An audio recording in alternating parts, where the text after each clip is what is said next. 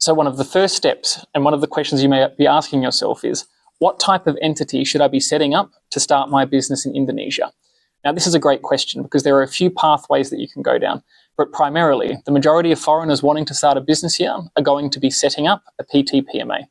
Now, the discovery and structuring call, before you put down significant investments in Indonesia, this is probably one of the most important things that you could do. Within the market here, there are specific rules and limitations as to what foreign companies are allowed to do. Now, these limitations are governed by what are called KBLI codes, which are activity classifications.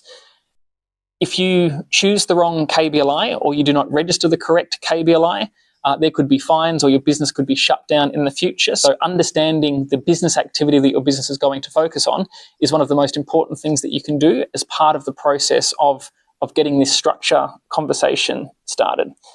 Now, one of the other things that you sort of need to know about operating in Indonesia as well is there are different requirements depending on the business activity that you want to engage in. So some activities, for example, are allowed to have full foreign ownership. Other activities may require an Indonesian partner to also be an investor with your business for you to be able to pursue a certain line of business.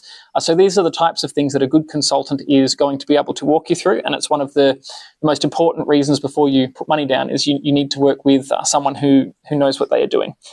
Now, one of the other things as well is with PT PMAs is that every company needs to have one commissioner and one director. But you can have multiple shareholders, for example, if you're looking at having different investors come in. Now, during this structuring process, it's very important that you are clear on what the business model and the business structure is going to look like, because it can be quite challenging to change things once you are up and running here in this market.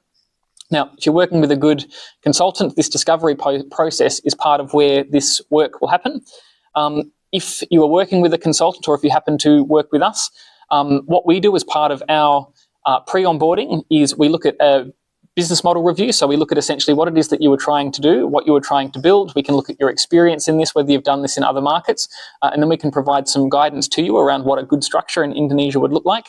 We will also help identify the KBLI code that you will need to run your specific business, and then we can also help with any potential licensing that you may need to do that specific business activity as well. The other thing that we would do within that is help you set up your ownership, shareholder, commissioner and director structure before we get that legally locked in and signed within the Indonesian regulatory authorities.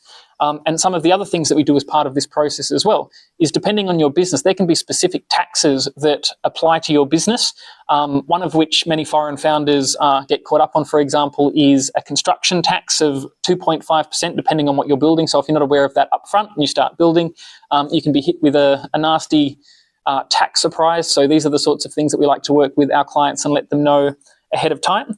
And then the other thing too is, it's depending on who you work with, you might only be getting part of the picture, because it's one thing to be set up and have a company that is registered, but it's another thing to have continuing forward-looking ongoing compliance, of which for foreign companies, for PT-PMA specifically, there is quite a lot of compliance work that needs to happen after you've been set up in order to maintain that your operation is legal.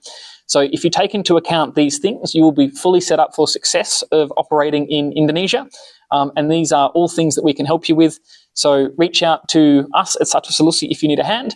Otherwise, take these steps and bring them to whoever you're going to work with to make sure that your structure, shareholder structure, business activity, etc., is fully discussed before you look at incorporating here.